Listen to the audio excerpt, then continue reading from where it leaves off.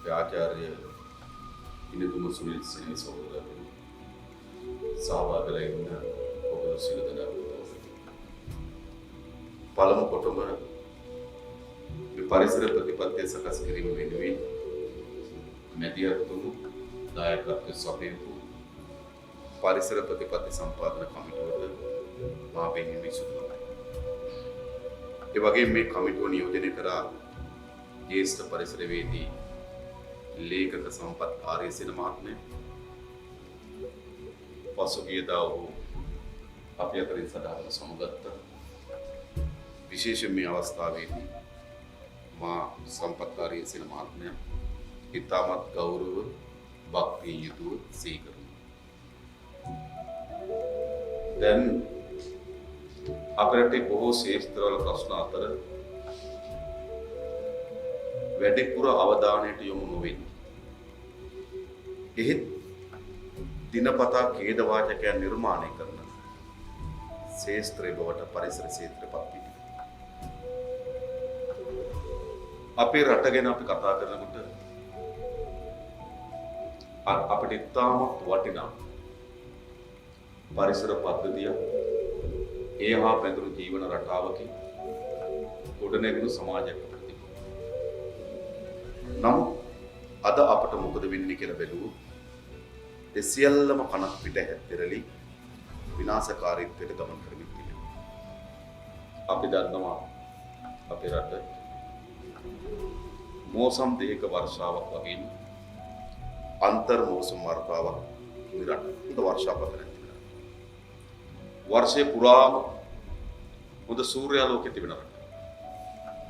රට මැද කේන්ද්‍ර කරගත්තු මධ්‍ය කඳුකරය ඒකෙන් රූරා ගලන ගංගා 103ක් ඒ වගේම අනු ගංගා 94කින් සමන්විත රාජ්‍ය.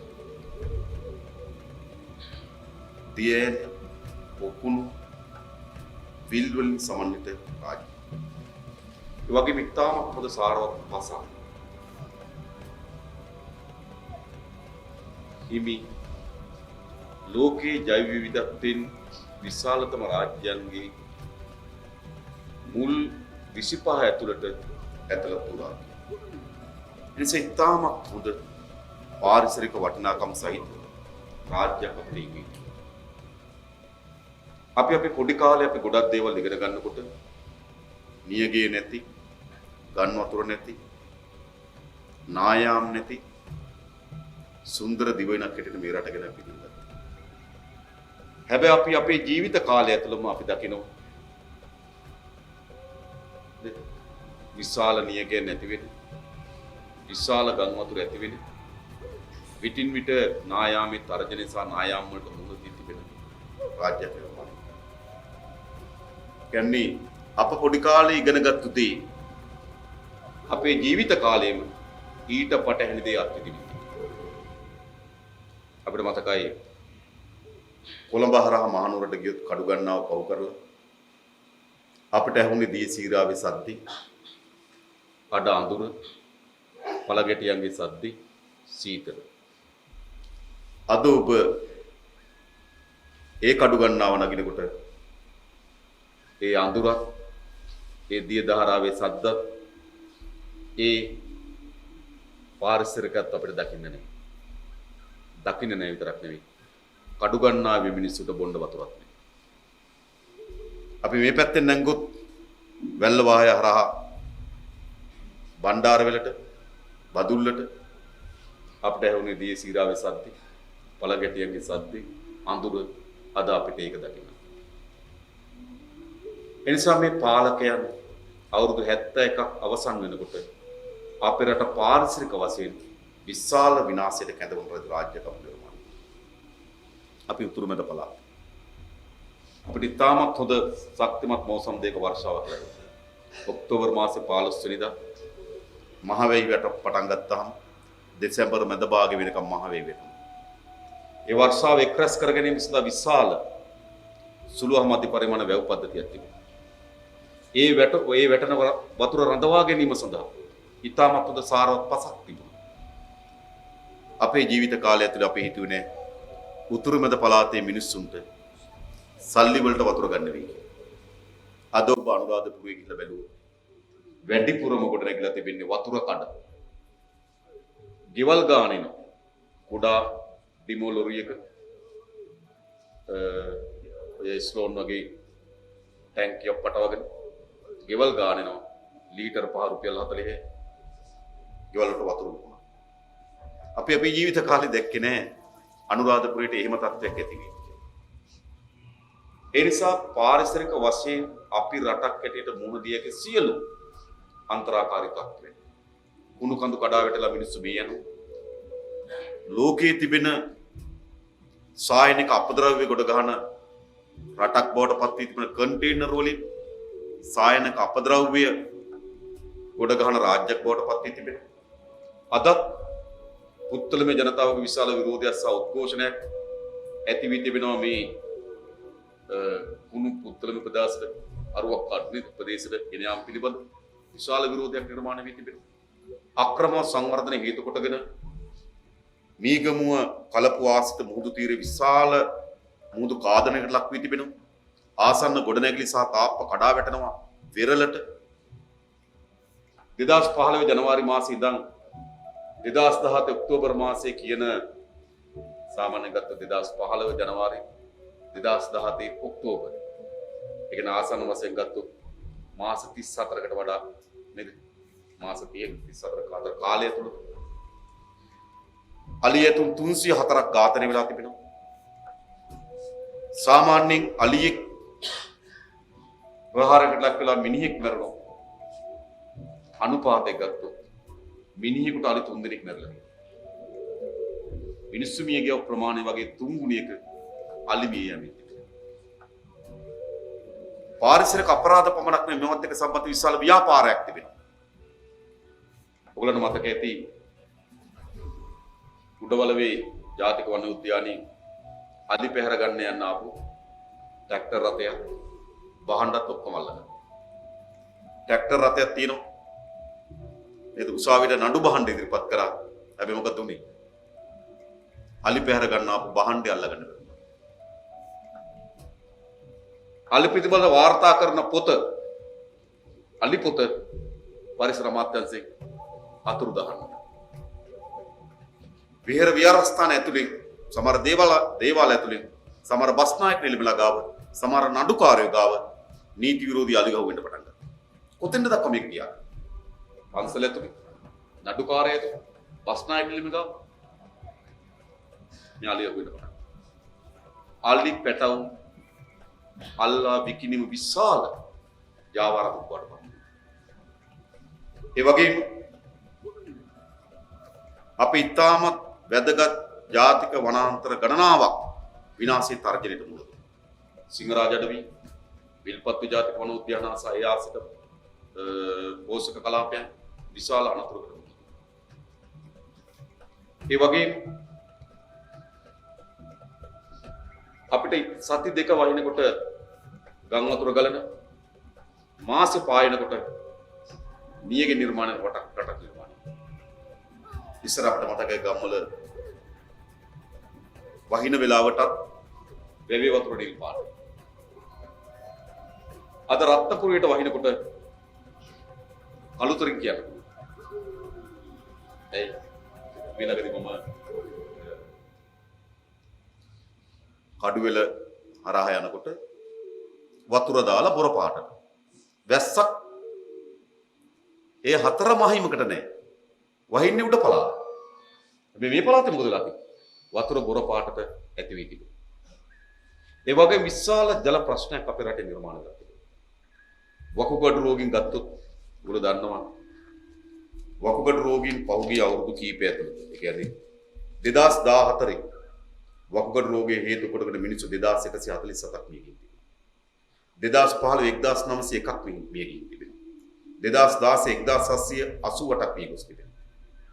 එන වකුගඩු රෝගයේ හේතු කොටගෙන මේ වසර 3 පමණ 5836ක් මිනිස්සු මැරලා තියෙනවා. නායාම් හේතු කොටගෙන පෞල් පිටින් අදක්වා මාවනෙල්ල ප්‍රදේශයේ කෑගල ප්‍රදේශම නායාමේදී හොයා ගන්න බැරුණා. සමහර ඒවා පස් කන්දටම යට කරලා භූමි දාන කරලා දෙනවා. ඒ නිසා අපේ රටේ මේ පරිසරයේ විසින් ඇති වී තිබෙන ඛේද වාචකයේ විශාල අර්බුදයක් නිර්මාණය කර තිබෙනවා. සමහර විට ගත්තොත් යුද්ධයෙන් සිදු වූ විනාශයට වඩා වැඩි විනාශයක් මේ පරිසරයට ඇතිකොට තිබෙන විනාශිතින් අද අපිට අත්විඳින්න තිබෙනවා. ඒ නිසා ඕනෑම පාලනයක ඕනෑම ආණ්ඩුවක අත්හරින්න බැරි වගකීමක් ලෙස තිබෙනවා මේ පරිසර පද්ධති යලි යථාවත් කරන්නේ කොහොමද? මේ ප්‍රශ්න තිස්සේ වැදගත්. යලි යථාවත් කරන්නේ කොහොමද? අපේ ගංගා පද්ධතිය යලි යථාවත් කරන්නේ කොහොමද? අපි මේ මහ පොළොව යලි සාරවත් කරන්නේ කොහොමද? අපේ ජනතාවට පිරිසිදු වාතාශ්‍රයක් සහ පිරිසිදු ජල පොදක් නිර්මාණය කළ දෙන්නේ කොහොමද? අපේ පුරවැසියන්ට පිරිසිදු ආහාර වේලක් දෙන්නේ කොහොමද? අපේ දුවදරුවන්ට නේද මනරම් මෙරළ තීරයක් අපි හිමි කරලා දෙන්නේ කොහොමද? මේවා බලයට පත් වෙන කිසිදු පාලකයෙකුට අත්හරින්න බැරි අත්හල නොහැකි වගකීමක් ලෙස අපි කල්පනා කරනවා. ඒ නිසා තමයි අපි කල්පනා කරේ ජනාධිපතිවරණයක් ආසන්නට ඇවිල්ලා තිබෙන වෙලාවක අපේ රටේ ගොඩනැගෙන පාලනය හරහා පරිසර පද්ධතිය කෙරෙහි යලි යථාවත් කිරීම කෙරෙහි අපි අනුගමනය කරන වැඩපිළිවෙල ජනතාවත් එක්ක සාකච්ඡා කරනවා. ඒ අනුව තමයි අද දිනේදී අපි මේ පරිසරය පිළිබඳව සබහාමත් ශ්‍රී ලංකාවක් කියන පරිසර ප්‍රතිපත්තිය අපි ඉඳ දක්වන තීරණය කළා. පළමු කොටම අපි එකක් කියන. සාමාන්‍යයෙන් අපේ රටේ මේ ඡන්ද කාලෙට මැතිවරණ ප්‍රකාශන, ප්‍රතිපත්ති ප්‍රකාශන, වේදිකාවේ හඬවල්, වේදිකාවේ ප්‍රකාශන ඕනතරම් අපි දකිනවා. දැන් ජනතාව තුළ තියෙන කුමක්ද? ඡන්ද කාලෙට ඕවා කිව්වට ඒවම වෙන්නේ නැහැ. ඒක තමයි ප්‍රතිපත්ති ප්‍රකාශන පොරොන්දු ඒවා ඒ පරිම්ම ජනතාව විශ්වාස කරන්නේ නැති තත්ත්වයක් නිර්මාණය වෙලා තිබෙනවා. එවැනි තත්ත්වයක් ඇතුලේ තමයි ඒත් අපි මේ ප්‍රතිපත්තිය දාන්නේ. හැබැයි මෙතන එක්රැස් වෙලා ඉන්න ඔබට වගේම මේ රටේ සියලු පුරවැසියන්ට අපි කියනවා මේ ප්‍රතිපත්ති මාලාව සහතික වශයෙන් අපි ක්‍රියාත්මක කරනු ලබන ප්‍රතිපත්ති මාලාව. කොතනින්ද අපි ප්‍රවිෂ්ඨය ලබා ගන්න ඕනද? පරිසරය පිළිබඳ වගකීම හුදු පරිසර අමාත්‍යාංශයට පමණක් තීරණය වෙන වගකීමක්ද? නෑ. ඒ සමස්ත ක්‍රියාකාරකම් එක ගැට ගැහිලා තිබෙනවා. උදාහරණයකට ගත්තොත් පරිසරය හා අපේ කෘෂිකර්ම ප්‍රතිපත්තිය එකිනෙකට සම්බන්ධයි. අත්හරින්න බෑ. පරිසරය හා අපේ ආර්ථික උපාය මාර්ග එකිනෙකට සම්බන්ධයි. අත්හරින්න බෑ. පරිසරය හා අපේ ආහාර රටාව එකිනෙකට සම්බන්ධයි. අත්හරින්න බෑ. පරිසරය හා අපේ ජීවන රටාව එකිනෙකට සම්බන්ධයි. අත්හරින්න බෑ. ඉගෙන පරිසරයයි මිනිසුන්ගේ සෑම ක්‍රියාකාරකම් අතර අත්හරින්න බැරි අන්‍යෝන්‍ය බැඳීමක් තිබෙනවා. ඒ නිසා මේක පරිසර අමාත්‍යාංශයකට හෝ රාජ්‍ය ආයතනයකට පමණක් පැවරන කාර්යභාරයක් නෙවෙයි. ඒ නිසා අපි පරිසර ප්‍රතිපත්තියේ මූල ධර්මයක් හැටියට මෙතුල් කරලා තිබෙනවා පාරිසරික යුක්තිය. ඒ සඳහා ඊට යුක්තිය. අපි ඉල්ලනවා මිනිස්සුන්ට යුක්තිය ඉල්ලනවා. මිනිස්සුන්ට සාධාරණත්වය ඉල්ලනවා. ඒ වගේම මිනිස්සුන්ට යුක්තිය සහ සාධාරණත්වය ඉටු කළ යුතු තිබෙන කාටද? පරිසරයට. ඒ නිසා අපි පාරිසරික යුක්තිය කියන එකට අපි යෝජනාවක් ඉදිරිපත් කරනවා. ශ්‍රී ලංකාව වාසී සෑම පුරවැසියෙකුගේ වගකීමක් වනුයේ පරිසරය ආරක්ෂා කිරීම සහ පිරිසුන් පරිසරයක් ඇති කිරීමය. මේ ප්‍රතිලාභ ලෙස මානව හා ජීවීන්ගේ අනාගත පැවැත්ම තීරණය කරනු ඇත. එනිසා මේක රාජ්‍ය ආයතනයක එහෙම නැත්නම් අනපනතකට නීතියකට රෙගුලාසියකට පමණක් යටත් වූ ශාස්ත්‍ර නෙවෙයි. සමහර ශාස්ත්‍ර තියෙනවා එහෙම. සමහර ශාස්ත්‍ර මක්කන් වගේ ශාස්ත්‍ර බැලුවොත් ඒක නීතියකට රෙගුලාසියකට යටත් ශාස්ත්‍ර. ඒකෙන් විතරක් ඒවා පාලනය කරන්න පුළුවන් සමහර දේවල්. හැබැයි මේක එහෙම නෙවෙයි. මේක රාජ්‍ය වේවා, පෞද්ගලික අංශය වේවා, නේද? වැඩිහිටි, ළමා, තරුණ මේ සියලු දෙනාගේම ක්‍රියාකාරීත්වයත් එක්ක පරිසරය ගැට ගැහිලා තිබෙනවා. ඒ නිසා අපි පුරවැසියෙකුට සෑම පුරවැසියෙකුටම මේ පරිසරය ආරක්ෂා කර ගැනීම සහ එහි ප්‍රතිලාභ අනාගත පරම්පරාවට ආරක්ෂා කිරීම අපි කිසි කෙනෙකුට අත්හරින්න බැරි වගකීමක් කියලා කල්පනා කරනවා. ඒ නිසා තමයි අපි මූල ධර්මයකට ඇතුළත් කරේ ශ්‍රී ලංකාව වාසී සෑම පුරවැසියෙකුගේම වගකීමක් වනුයේ පරිසරය ආරක්ෂා කිරීම සහ පිරිසුදු පරිසරයක් ඇති කිරීම. හැම කෙනාගේ වගකීම. ඒ නිසා මෙතෙන්ට අපි මානසිකත්වයේ අධ්‍යාපනය සංස්කෘතිය අපි නිර්මාණය කරන්න ඕනේ. අපි වතුර බෝතලේ කඩනකොට ඒ තින පොලිතින් කියලා තමගේ සාක්කුවට දාගන්න පුරුදු කරන්න. අරන් ගිහලා අදාළ තැනක විසි ගන්න. හැබැයි අපි දැකලා තියෙන ඕන තරම්. ඒ වතුර බෝතලේ කඩන ඒ ඉටි කැලත් අපි පැත්තට විසි කරනවා. ටොෆියක් කාලා කොල කැල් අපි වාහනේ යනවා නම් හිමින් ජනේලය අරලා එළියට විසි කරනවා. අපි වතුර බෝතල කරම් ඒක හිස් වුණාට පසුව අපිට වතුර බෝතල අපේ වාහනේ හිස් බෝතලේ වාහනේ තියෙන කරදරයක් වගේද දකින්න ඕනෑම වෙලාවක මොකද වෙලා තියෙන්නේ දකින්න ඕනෑම තරම් දෙක විසික් කරන්න අපි පෙළඹෙනවා මොකක්ද සිදු වී තිබෙන්නේ අපේ සංස්කෘතිය අපේ මනෝභාවය අපේ මානසිකත්වයට ඇතුල් වී ඉන්නේ ඒ අපරාධය ඒ පාරිසරික වශයෙන් විනාශය ඒ කිරීම මට කිසිසේත්ම අයිතියක් නැහැ සදාචාර සම්පන්න නැහැ කියන සංස්කෘතියක් නිර්මාණය වෙලා නැහැ. ඒ නිසා මම හිතනවා අධ්‍යාපනයේ කලාව සාහිත්‍ය මේ ශාස්ත්‍ර ගණනාවක් කරා පරිසරය ආරක්ෂා කිරීම පිළිබඳ නවම සංස්කෘතියක් අපේ ජනතාව තුළ ඇති කරන්න. එහෙම කරන්නේ නැතුව නීතියෙන් අනපනත් වලින් පමණක් මේ කරන්න පුළුවන් කියලා විශ්වාස කරනවා. ලෝකේ ගොඩක් රටවල් වල ඒ පුරවැසියන්ම බැඳී සිටිනවා. තමන්ගේ ක්‍රියාකාරකම් හරහා පරිසරයට සිදුවන හානිය අවම කරන්න. අපේ සිදු වී තිබෙන්නේ නේද? කවුරුවත් නැද්ද කියලා බලලා විසික් ගන්න. සමහරවිට බලාගෙන ඉන්නවත් දන්නේ නැහැ. නැත්තම් විසික් ගන්න. ඒක තියෙන්නේ තමන්ගේම වගකීමක් ලෙස නෙවෙයි. ඒක පවතින්නේ කොහොමද? අනේකා නිකන් අප්සෙට් නිකන් මං ගැන නිකන් අප්සෙට් එකට හිතයි ඒකෙන් පිරෙන්නේ. ඒක නෙවෙයි. අපේ සංස්කෘතිකම වෙනසක් අවශ්‍ය වී තිබෙනවා. මේ පරිසර පද්ධති පිළිබඳ ලෙන්ගතුකම, එහි ආරක්ෂාව අපි తాවකාලික මේ පරිසර පද්ධතිය භුක්ති විඳිනවා. ඒකේ අන්තර් සබඳතාවයේ ප්‍රතිඵල අපි ලබා ගන්නවා. හැබැයි ඒක අපට පමණක් වූ නිමවුමක් නෙවෙයි. අපේ උපන් පරම්පරාව විසින් අපි ආරක්ෂා කරලා දිය යුතු නිමවුමක් කියන වර්ධ සාක්ෂියක් අපි අතුල් කරන්න ඕන අපේ පුරවැසියන්ට. හැබැයි ඒක අතුල් කරන්නේ කොහොමද? තමන්ගේම නායකත්වය දරන දේශපාලකයා කැලේ කපනවා. තමන්ගේම නායකත්වය දරන දේශපාලකයා හොර පතල් කරා යනවා. තමන්ගේම නායකත්වය දරන දේශපාලකයා නේද වනාන්තර විනාශයට පත් කරනවා. තමන්ගේම නායකත්වය දරන දේශපාලකයා වැලි කපනවා නම් නීතිවරු වැලි තොටුපළල් තියනවා. අද එහෙමනේ. අද අපේ රටේ නේද ඕනෑම තරක ප්‍රධාන වැලි තොටුපළල් ටිකයි ති දේශපාලකයාට. පතල් ටිකයි ති දේශපාලකයාට. කොතරකාරී වනයක් කපලා තිබුණා නම් ඒක පිට උස්සන්නේ දේශපාලකයා. ගමක කොයි හරි තැනක නීති විරෝධී කුඹරක් ගොඩ කරනවා නම් ඉඩමක් ගොඩ කරනවා නම් ඒක පිටිපස්සේ දේශපාලකයා. ලංකාවේ කොතනකාරී වනාන්තරයක් කිලි කරනවා නම් ඒක පිටිපස්සේ දේශපාලකයා. ලංකාවේ කොතනකාරී නීති විරෝධී ගල්වලක් පවත්වාගෙන යනවා නම් ඒක පිටිපස්සේ දේශපාලකයා. එනිසා මොකද වෙලා තිබෙන්නේ? ජනතාව තුළ පරිසරයට ලෙන්ගතු පරිසරයත් එක්ක සම්බන්ධ වුණු ඒ ආරක්ෂා කිරීම තමන්ගේ වගකීමක් ලෙස නිමවුණු හෘද සාක්ෂියක් නිර්මාණය කරන්න බෑ මේ පාලකයන් තියාගෙන.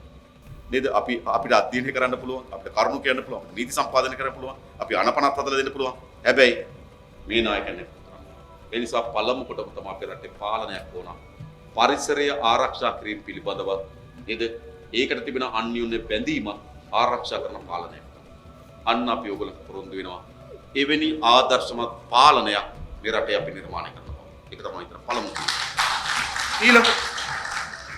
ඊළඟ විශේෂයෙන්ම අපි සඳහන් කරලා තිබෙනවා මේ තැනින් උපුටාගෙන කරුණු කිහිපයක් කියන්නේ.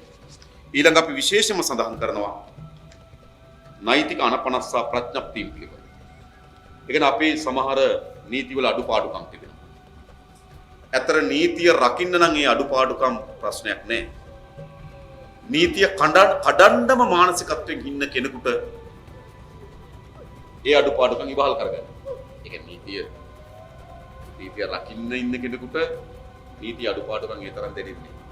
නීති අඩුපාඩුකම් උපයෝග කරගෙන කවුද? නීතිය කඩන්න ඉන්න කෙනෙක්.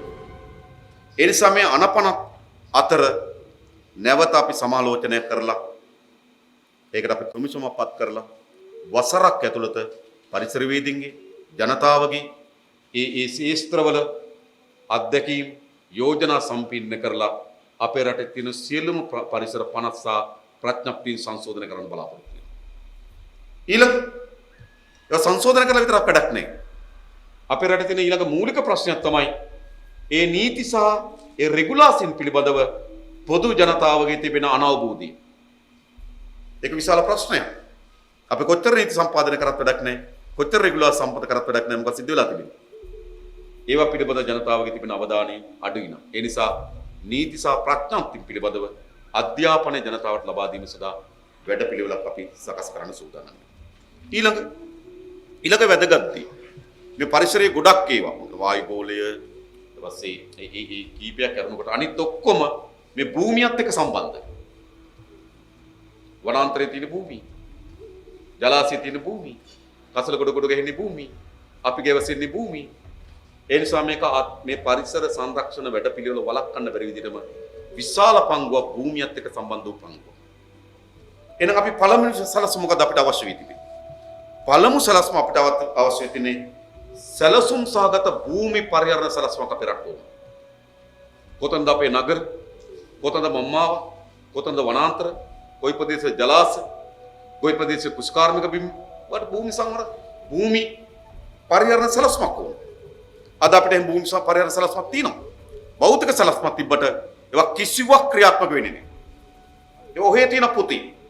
හැබැයි දේශපාලකයට වුණාම නේද? මෙතන මට උදාගමක් හදන්න ඕන කියලා. මොකද කරන්නේ? ඔයගොල්ලෝ දන්නා මෙතන මේ ඇඹිලි පිටිය පහුණාම අඩි 100 පාර යන සූර්යයට දෙපැත්තේ මොනවද තිබුණේ? එම පලාතටම ආවෙනකු කටු පඳුරු සහිත ලඳු කැලෑ නේ. අද තියෙනවද? අද තියෙන දෙපැත්තේ මොනවද? පෙට්ටි ගෙවල්.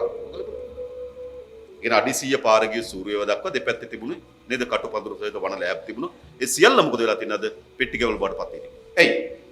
ඒ දේශපාලකයට වැඩක් නැහැ භූමි පරිහරණ සැලසුම. ඔහුට අවශ්‍ය තියෙන්නේ කොහොමද? තමගේ ඡන්ද වැඩි කරගන්න. මම මෙතර ගෙවල් හැදුවා, මම මෙතර ගම් හැදුවා. එච්චරයි. ඒකෙන් පරිසරයේ සිද්ධ වෙන හානිය පිළිබඳ කිසිදු අවබෝධයක් නැහැ. ඇත සමහර මම කියන්නේ ව්‍යාපෘති කරනකොට සමහර නිවාස එයා ඉන්න තැනම යට ගයක් හදාගෙන ඉඳ දෙන්න තිබුණා. හැබැයි ඉන්න තැනම ගයක් හැදුවොත් ඒ ගේ වෙනම පේන්නේ. මෙයාගේ ගයක් වෙන්නේ. ඊට පස්සේ මොකද කරේ? හැමතැනම මට නුවරඑළියේ නිවාස සංවර්ධන අධිකාරී මහතුරු කතා කළේ දවසක් නුවර ගෙවල් 72ක් ඇවිල්ලා තියෙනවා. ගෙවල් 72ක් හදන්න එක ළඟ භූමියක් හොයලා දෙන්න. 72ක් හදන්න නුවර එහෙම භූමි නෑද? හරි. ඉතින් අපිට මතකයි ඔයගොල්ලන්ට මතකයිද ගිහිල්ලා මෙහි කැකිරාව ඉපලෝගම පුරාවිද්‍යා භූමියකට ඇතුළු වුණා නේද? ඉපලෝගම ප්‍රාදේශීය ලේකම්තුමියත් මාරු කරා මං හිතන්නේ නේද? ඇයි ඇතුළුනේ? ඒත් කැකිරාවට පාස් වෙන ගෙවල් ටික ඔක්කොම එක තැනක හදන්න ඕන. එක තැනක හදන්න ඉඩම් හොයන්න. ඒ නිසා අපිට භෞතික භූමි සැලැස්ම පිළිබඳ සැලැස්මක් තිබුණත් දේශපාලකයන් ඒට මැදිහත් වී ඒ තමන්ගේ පෞද්ගලික කර්මණු වෙන කඩාවට්ටන. කර්මාන්තවලට නම් කරලා තියෙන ප්‍රදේශ නෙවෙයි කර්මාන්ත හැදෙන්නේ. නගරවලට නම් කරපු ප්‍රදේශ නෙවෙයි නගර හැදෙන්නේ. කුෂ්කාර්මික භූමි ප්‍රදේශවල නෙවෙයි නේද කුෂ්කාර්මික පමණක් නෙවෙයි සිද්ධ වෙන්නේ. ඒ නිසා සිදු වී තිබෙන්නේ තමයි අක්‍රමවත් භූමි පරිහරණ සැලැස්මක් අපේ රටේ නිර්මාණය වෙනවා. ඒ නිසා යලි ඉතාමත් හොඳ නිවැරදි අධ්‍යයනයකින් සහ සමීක්ෂණකින් පසු වේගවත් භූමි පරිහරණ සැලැස්මක් අපි ඉදිරිපත් කරනවා. ඒ සැලැස්ම පිට යන්න බෑ. ජලාශ කොතනද, වනාන්තර කොතනද, ගම්මාන කොතනද, නගර කොතනද, කර්මාන්තසල කොතනද, කුස්බි මොනවද නේද? මේක භූමි පරිහරණ සැලැස්මක් ඕන. ඊළඟ පරිසරය අපිට විශාල ලෙස අවධානය යොමු අලි මැරෙනවා. එහෙම නැත්නම් ගස් කපනවා, ගලක් කඩනවා. මේ වගේ ඒවා නේ ගම් වතුරක් එනවා. මේ වගේ ඒවා අපේ පරිසරයේ සිද්ධ වෙන හානිය පිළිබඳ අපි වැඩි අවධානයක් යොමු කරනවා. හැබැයි අද අපි පරිසරයේ හානිය ප්‍රබලතම අවධානය යොමු දෙය තමයි පාංශු රක්ෂණය. අද මොකද වෙන්නේ? අපි දන්නවා සාමාන්‍ය මේ පස් තට්ටුවේ සෙන්ටිමීටර 15කට ආසන්න ප්‍රමාණයක් තමයි පෝෂක. මීටර 4ක් පමණ ගැඹුරට තමයි අපිට පස් තට්ටුවක් තිබෙන්නේ. ඒකේ සෙන්ටිමීටර 15කට අදාළ ප්‍රදේශ තමයි ඉතාමත් වැදගත් එක. පොළොව විතර උතර තමයි ජලය රැඳෙන්නේ. එතන තමයි සුද්ධජීවී ක්‍රියාකාරීත්වය තිබෙන්නේ. එතන තමයි පැලෑටිකට අවශ්‍ය පෝෂක පදාර්ථ රඳා පවතින්නේ. අද මොකද වෙලා තිබෙන්නේ? අද විශාල ලෙස සෝදාපාලුවට ලක් වෙලා මෙම භූමි විශාල ලෙස විනාශ වෙලා තිබෙනවා. සමහර තැන්වල ගල් පෑදිලා ඔයගොල්ලෝ දැකලා ඇති. විශේෂයෙන් කතුකරයට ගියොත් නේද? සෝදාගෙන ගිල්ල වගේ ගල් පෑදිලා තිබෙනවා. ඒකේ පොළොව නිසරු වෙලා තිබෙනවා. වියලි බවට පත් වෙලා තිබෙනවා. වතුර රැඳෙන්නේ තත්ත්වයක් නිර්මාණය වෙලා තිබෙනවා. පොළවේ වතුර මට්ටම පහළ බැලලා තිබෙනවා. මීට කලින් අපිට මතකයි අනුරාධපුරේ වුණත් බම්බයක් කපනකොට වතුර තිබ්බා. අද ඇඹිලිපිටි බබ කීයක් කපන්න ඕන නිදක වතුර හොයාගන්න. සිද්ධ වෙලා තියෙන දේ තමයි අපේ මේ විශේෂයෙන් ගත්තොත් මේ පාංශු සෝදාපාලු වැළැක්වීම සඳහා වැඩි අවධානයක් යොමු කරන්න. මොකද එතන තමයි අපි ඇත්ත ගත්තොත් අපේ පොළවේ හදවත ඔය තියෙන සෙන්ටිමීටර 15. ඔය තියෙන සෙන්ටිමීටර 15 අපි ආරක්ෂා කරගන්න මට ඊය හම්බුණා මේක මාචාර්යවරේ එතුමට එකක් ගණනක් කිව්වා මේ පොළවේ අඟලක් වැවෙන්න අවුරුදු 300ක් යනවා. අපි අඟලක් විනාශ කරනවා මාස දෙකකින්. ඒක කල්පනා. හරි. ඔව් කියපු කතාව විශාල කාලයක් යනකොට මේ අඟලක් මේ තත්ත්වයට වරදිනවා. අපි මොකද කරන්නේ? නේද? අඟලක් විනාශ කරනවා මාස දෙකකින්. එනිසා ඒක තමයි අපේ පොළවේ ඉතාමත් පාරිසරික වශයෙන් වැදගත් ස්තරය. ඒ ස්තරය අද විනාශ වෙමින් තිබෙනවා. අන්න අපි ඒ ස්තරය ආරක්ෂා කර ගැනීම සඳහා සැලසුමක් පාංශු සංරක්ෂණ වැඩපිළිවෙල ඇතුළේ අපි ඉදිරිපත් කළ තුන විශේෂයෙන්ම ලංකාවේ පළවෙනි වතාවට අපි කියනවා සමස්ත රටේම පාංශු කාදනය වැළැක්වීම අරමුණු කරගත් විශේෂ ව්‍යාපෘති වෙනුවෙන් නව රාජ්‍ය ඒකකයක් ස්ථාපිත කරනවා. ඒක අතිශය වැදගත්. ඒක අත්තරපු ශේෂ්ත්‍ර බවට පත් වෙනවා. මම දන්න ඔය මධ්‍යම පළාතේ නම් අර කුඩා ආයතනයක් තිබෙනවා. අන්නේ කුඩා ආයතනේ පොඩි ගල් වැටි ටිකක් දානවා. මේ වගේ අක්‍රමවත් එකක් මේක බේරීම සඳහා තිබෙන නිසා ක්‍රමවත් රාජ්‍ය ඒකකයක් අපි පිටවන කල්පනා කරනවා ඒ පිළිබඳ. ඊළඟ අපේ රටේ ප්‍රධාන ප්‍රශ්න බවට පත් වෙ තිබෙන්නේ ජලය. ප්‍රධාන ප්‍රශ්න. අපේ ගංගා 103ක් තිබුණාට සුළුවා මධ්‍ය පරිමාණ වැව් අපිට දැන් 14000ක් ඉතිරි වී තිබෙනවා. ඒ සියල්ල තිබුණා. අද මොකද වෙලා තිබෙන්නේ අපිට සති දෙක වහිනකොට ගම් වතුර නේද මාසෙ පායනකොට නියගයක් ඇති වෙන තත්ත්වයක් නිර්මාණය වෙනවා. අපි 1978 ඉඳන් මේ දක්වා අවුරුදු 41ක් ලංකාවේ වර්ෂාපතනය අධ්‍යයනය කරත් වර්ෂාපතනයේ විශාල වෙනසක් වෙලා නැහැ. අවුරුදු 41කට. හැබැයි වර්ෂාව ලැබෙන කාලේ කුඩා වෙනස්කම් කීප වෙලා තිබෙනවා එක් වසරවල වල. නමුත් මුළු වර්ෂාපතන වෙනසකට භාජනය වීනේ. හැබැයි වර්ෂාපතනයේ වෙනසකට භාජනය වෙලා නැතුණාට විශාල ලෙස හැබැයි ගම් වතුරත් නියගයක් එක විට තිබෙන රාජ්‍යයක් නිර්මාණය වෙනවා. සමහර පළාත් වල ගම් වතුර ආධාර බෙදෙනවා. ඒ දවසේම දවස් සමහර පතවල නේද නියං ආධාර බෙදෙනවා. මේක අපිට පිළිගන්න පුළුවන් තත්වයක් නෙවෙයි. ඒ නිසා අපේ මේ ජල පෝෂක ප්‍රදේශ සංරක්ෂණ කිරීම විශේෂයෙන් අපි ගත්තොත් අපේ එල්ලංගා පද්ධති කුඩා වැව් එක්ක සම්බන්ධ වුණු නේද? ඒ නැවත කුඩා වැව් පද්ධතිය ප්‍රසංස්කරණය කොට මේ මහ පොළවේ ජල මට්ටම ඉහළ දැමීමත් ජලය රඳවා ගැනීම ප්‍රධානම තැන. ජලය ගබඩා කිරීමේ ප්‍රධානම තැන කොහෙද? ජලාශ නෙවෙයි. පොළොව. පොළවේ ගබඩා වෙන ක්‍රම පොළවේ තෙතමනේ වැඩි වෙන ප්‍රමාණයට නේද? පොළවේ ජල මට්ටම නේද වැඩි වෙන ප්‍රමාණයට හොඳයි. හැබැයි අද මොකද කරලා තිබෙන්නේ? අපේ පාලකයන් හැම වෙලාවෙම උත්සාහ කරන්නේ මොකද්ද? පොළොවට වටන වතුර ඉක්මනින්ම ගංගාවට වල මුහුදට යවන්න. දැන් ඔය සැලසුමින් නේ වටන. සමහර පළාත්වල කොන්ක්‍රීට් කරා. ඔයගොල්ලෝ මතකද කළුගඟ? කළුගඟ මහ මුහුදට වැටෙන තැන වැටුනේ විශාල වැලිපරයක් කරා. ඒ නිසා ගිහිලා වේගෙම මහ මුහුදට වැටුන්නේ නැහැ. ඒ වැලිපරේ විසින් බ්ලොක් එකක් ඇදුවා. ඒකේ විසින් තමයි මෙහි වතුර රඳා පැවතුනේ. දැන් මොකද කරේ? ඉක්මනින්ම වැලිපරේ කපලා දැන් මොකද වෙන්නේ? ගංගාවට වැටෙන වතුර ටික මොකද වෙන්නේ? වේගයෙන්ම මහ මුහුදට යනවා. අපිට අපේ ඉතිහාසය අපි ඉගෙන ගන්න අපිට කියලා දෙන්නේ කොහොමද? අපේ හිටපු රජුරු කිව්ව මොකක්ද? මහ පොළොවට වැටෙන කිසිදු වතුර බිඳක් නේද? මිනිස් පරිභෝජන නොවන මහ මුහුදට යවන්න එපා. දැන් අපේ පාලකයන් කරන්නේ මොකක්ද?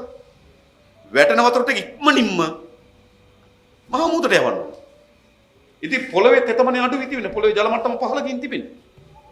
වතුර ආරක්ෂා කරගැනීමේ ප්‍රධානම තැන මහ පොළොව ඇතුලේ වතුර ගබඩා කරන්න. හැබැයි මොකද වෙලා තියෙන්නේ? මහ පොළොව ඇතුලේ ගබඩා කරන්න අපි අර පාංශු කාදරේ විසින් ඒ තට්ටුවත් අපේ ගෙලවිලා ගිහලා තියෙනවා. ඊට පස්සේ වැටෙන වතුරට අපි වේගයෙන් මොකද කරන්නේ? කාණු කපලා කොන්ක්‍රීට් කරලා එවන කොටද? මහ මුහුදට යවල වතුර තෙතමනේ අඩු වෙලා තියෙනවා. ඉතින් මාසේ පායනකොට මොකද වෙන්නේ? නියක තත්ත්වයක් නිර්මාණය වෙනවා. ඒ නිසා යලි මේ ජල පෝෂක ප්‍රදේශ විශේෂයෙන්ම අපි මේක යෝජනාවක් ඉදිරිපත් කරනවා. ගංගා ද්‍රෝණි සහ වාරි පෝෂක ප්‍රදේශවල පාංශු කාදන වැළැක්වීම අරමුණින් කරමින් රටට ආවේනික ස්වභාවික වන වැස්මක් ඇති කිරීම කටයුතු කරනවා. ඒක එකක්. ඊළඟ ගත්තොත් ශ්‍රී ලංකාවේ සියලුම ජල මූලාශ්‍ර අධ්‍යයනකින් පසු මැනුම් කර කටයුතු කොට ගැසට් කර වසර දෙකක් ඇතුළත සංරක්ෂණය කරනවා. සියලුම ජල මූලාශ්‍ර මේ කෙරෙන්නේ නැත්නම් අද මොකද වෙලා තිබෙන්නේ? මේ අක්‍රම සංවර්ධන කටයුතු හේතු කොටගෙන මුළුමනි මේ ජල මූලාශ්‍රය විනාශයටපත් වෙමින් තිනවා. ඒවා සංරක්ෂණය කිරීම සඳහා ජල මූලාශ්‍ර හඳුනාගන්නේ ඒවා ගැසට් කරලා ඒවා සංරක්ෂණය කිරීම සඳහා වැඩපිළිවෙලක් අපි ආරම්භ කරන්න ලෑස්ති. ඒ නිසා වතුර පිළිබඳ ප්‍රශ්න. ඊළඟ අපි ගත්තොත් විශේෂයෙන් අපේ රටේ මුහුණ දී තිබෙන කසල පිළිබඳ ප්‍රශ්න. සාමාන්‍යයෙන් ගත්තොත් දවසකට මෙට්‍රික් ටන් 7000 දවසකට මෙට්‍රික් ටන් 7000 කසල එළියට එනවා.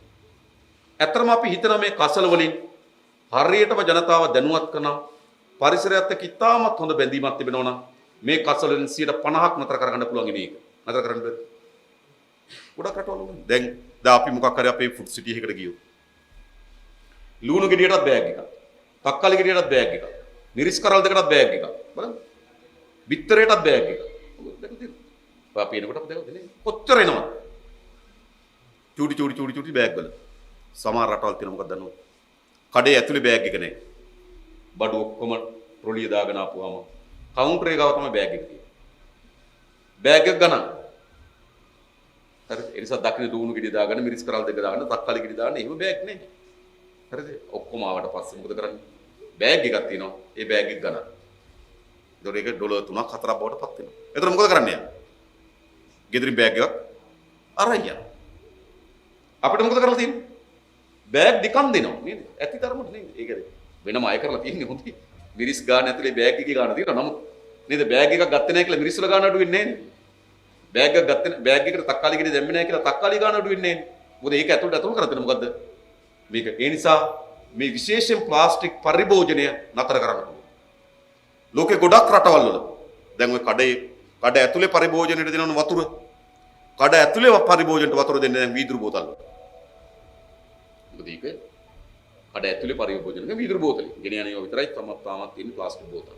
ඒවත් නැවත මිලදී ගන්න ක්‍රම හදලා තිබෙනවා. සමහර වාදයක සමහර රටවල් වල යන්ත්‍ර හයි කරලා තිබෙනවා. ඒ යන්ත්‍රයට ගිහිල්ලා මේ ප්ලාස්ටික් බෝතල් 4 දාපුවාම යුරෝ එකක් එළියට එනවා. අය දැන් අපිට නිකන් බෝතල් විකුණන එක අප්සෙට් වගේනේ. ඒක තියෙන වෙනම යන්ත්‍රයක් තියෙනවා. මේ යන සුපර් මාකට් එකට යනකම ගිහලා බෝතල් ටික දාපුවාම හරිද? ඊට පස්සේ යුරෝ එකක් එනවා. යුරෝ එකක් දෙකක් ඒ බෝතල් අනුව ගණක් එනවා. ඒක ජනතාව ස්වයංව මේකට සම්බන්ධ වෙනවා. ඒ නිසා අපේ මේ කසල ප්‍රශ්න විසඳීමේදී අප විශ්වාස කරනවා මේ එළියට එන අපද්‍රව්‍ය වලින් 50%කට වඩා වැඩි ප්‍රමාණයක් එතන රඳවා ගන්න පුළුවන්. ඊළඟ අපි අභියෝගය තිබෙන්නේ එන ටික කොහොමද කළමනාකරණය කරන්නේ? ඒ කළමනාකරණය කිරීම සඳහා අවශ්‍ය වෙන වැඩපිළිවෙල අපිට නිර්මාණය කරන්න පුළුවන්. හැබැයි ඒ ඔක්කොම අද සිද්ධ වෙලා තියෙන මොකක් මතද? ඒ ඔක්කොම අද දේශපාලන ගනුදෙනු මත සිද්ධ වෙන්නේ. ඒක ව්‍යාපාර. කොළඹ නගර සභාවේ ප්‍රධානම බිස්නස් එක කුණු එකතු කරන එක. ප්‍රධානම ව්‍යාපාර කුණු එකතු කරන. ඒ ටෙන්ඩරේ තමයි වැඩිම මිල ගන්නකට යන්නේ. මීටර මුල්ලේ කුණු ලොරියක් දානකොට එක ටොන් එකකට රුපියල් 200කට වඩා දුන්න කොමිස් එක ටොන් 3000ක් කියලා හිතන්න.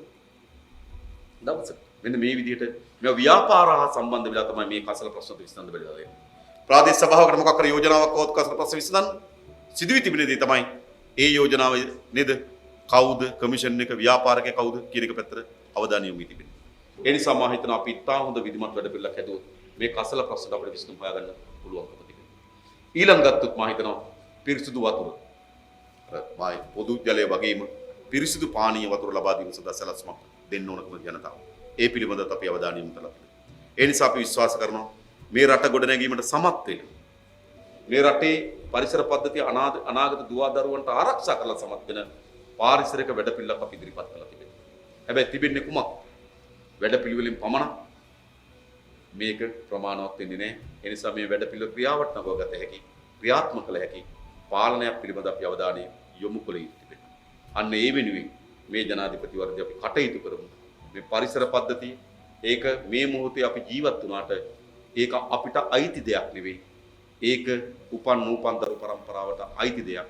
ඒ ඔවුන් වෙනුවෙන් ආරක්ෂා දීම, ඔවුන් වෙනුවෙන් සංරක්ෂණය කරලා දීම අපේ වගකීම.